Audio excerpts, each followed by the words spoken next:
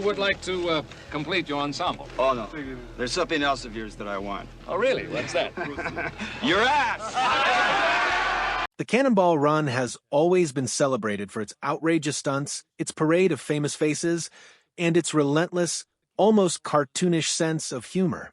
Yet, somehow, the real story behind the camera was even more unhinged than anything that made it onto the screen. From genuine illegal races that inspired the entire concept to drunken improvisation, life-altering accidents, and last-second casting miracles, the making of this 1981 classic was pure, glorious mayhem. Here are 21 of the wildest, least-known chapters from the set that prove truth was far stranger than the fiction racing across the screen. 1. It all started with a real, illegal protest on wheels. What most viewers dismissed as typical Hollywood excess was actually rooted in a genuine act of automotive rebellion. In 1971, car and driver editor Brock Yates and racing legend Dan Gurney decided to protest America's newly imposed 55 miles per hour national speed limit by doing something simple and insane, driving from New York to California as fast as humanly possible. They completed the journey in just under 36 hours in a Ferrari Daytona, without permits, without support crews, and with zero regard for the highway patrol. Their stunt wasn't about prize money or fame. It was a middle finger to a government they believed was robbing skilled drivers of their freedom. That single run lit a fuse. Over the next 8 years, 5 more secret, unsanctioned cannonball races took place. Full-throttle dashes across the continent where Ferraris, disguised ambulances, and fake medical teams tried to outrun each other and the law. 2. The man who invented the race hid in plain sight. Brock Yates didn't just write the screenplay. He quietly slipped himself into the movie. Look closely at the starting line officials, and you'll spot the real founder of the Cannonball Baker Sea to Shining Sea Memorial Trophy Dash playing a starting line official. It was the ultimate inside joke. The guy who dreamed up the entire outlaw race, who had personally broken speed limits from coast to coast, now stood on screen pretending to enforce the rules he spent his life ignoring. 3. That beat-up ambulance was the genuine article. The battered Dodge ambulance driven by Burt Reynolds and Dom DeLuise wasn't a set piece rented from a prop house. It was the exact same vehicle Yates and director, in 1979, director Hal Needham, had used in the final real Cannonball, complete with fake red crosses, forged medical paperwork, and a hired doctor. It had blazed across the desert, caught fire outside Palm Springs, and still limped to the finish line. 2 years later, scorch paint and all, it was back on the road, this time with cameras rolling. For Burt Reynolds hated every minute of it and still became its poster boy. Despite being the film's undisputed star, Reynolds later called the Cannonball Run one of the biggest mistakes of his career. He only signed on because his old stuntman-turned-director buddy Hal Needham begged him. Reynolds thought the script was thin, the humor juvenile, and the whole production beneath him. He took the job for the paycheck and loyalty. Ironically, the movie became one of the defining hits of his action comedy era and cemented his image as the ultimate smirking, mustache-twirling rogue. 5. Farrah Fawcett thought she was in a completely different movie. When Farrah signed on, she believed she was making a sexy, dramatic road adventure with a touch of romance. Nobody told her it was a slapstick comedy. Her first clue came when Dean Martin staggered onto set in a priest collar, clearly 3 sheets to the wind. Her second clue arrived when Sammy Davis Jr. started improvising hymns in the middle of takes. Farrah played every scene straight, convinced the tone would eventually turn serious. She only realized the truth at the premiere when the entire theater erupted in laughter at her earnest performance. Her confusion accidentally made her the perfect straight woman in a sea of lunatics. 6. Sammy Davis Jr. was a last-second savior. The role of the boozy priest alongside Dean Martin was written for insult comic Don Rickles. When Rickles bailed days before shooting, the production panicked. Sammy Davis Jr. stepped in with almost no preparation, slipped on the collar, and immediately hijacked every scene he was in. His lightning-fast ad-libs and effortless chemistry with Martin turned what could have been a throwaway subplot into one of the film's most beloved running gags. 7. Dean Martin and Sammy Davis Jr. were legitimately drunk. The whiskey in their glasses wasn't iced tea. The slurred prayers and spontaneous songs weren't acting.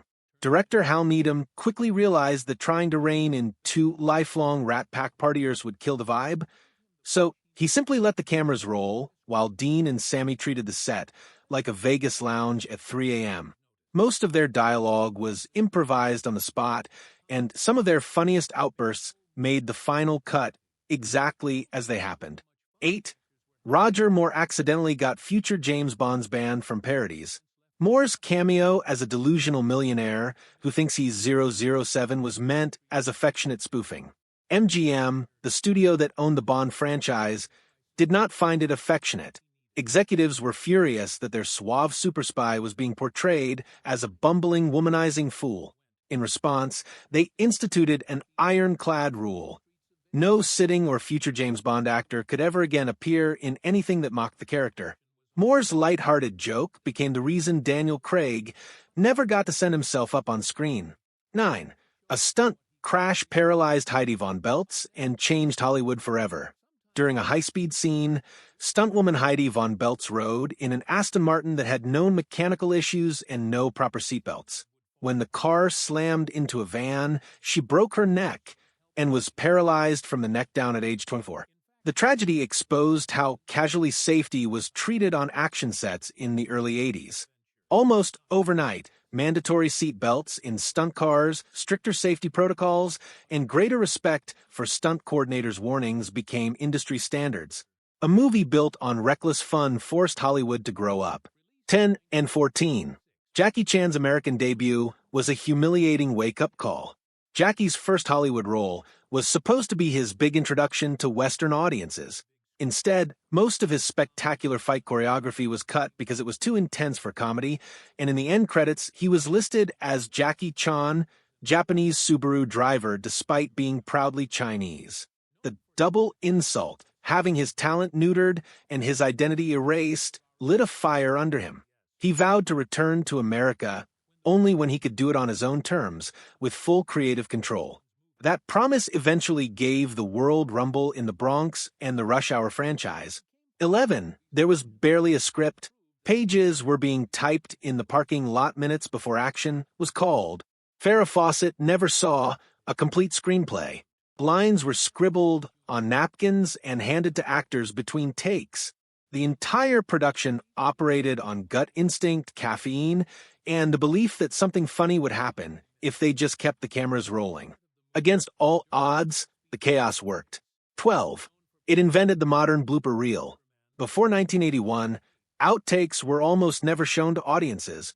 The Cannonball Run changed that by tacking a reel of flubbed lines, corpsing actors, and on-set hijinks onto the end credits. Moviegoers stayed in their seats and howled.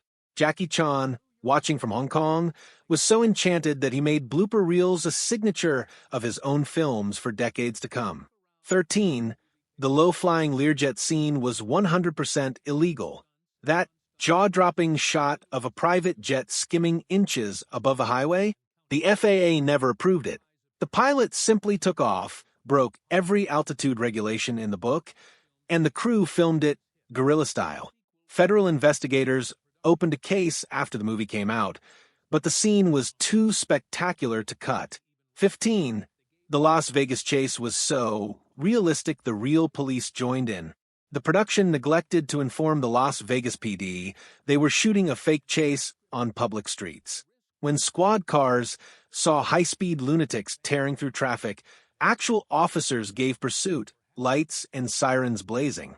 Crew members were briefly detained until someone produced permits. They came dangerously close to having the entire movie shut down for real crimes. 16. Dom DeLuise couldn't stop laughing, and it nearly broke the film. Dom's infectious giggle fits destroyed take after take. Seasoned professionals cracked the second he lost it. Burt Reynolds' exasperated eye rolls weren't always acting. Yet, somehow those genuine moments of corpsing became some of the movie's most endearing scenes. 17.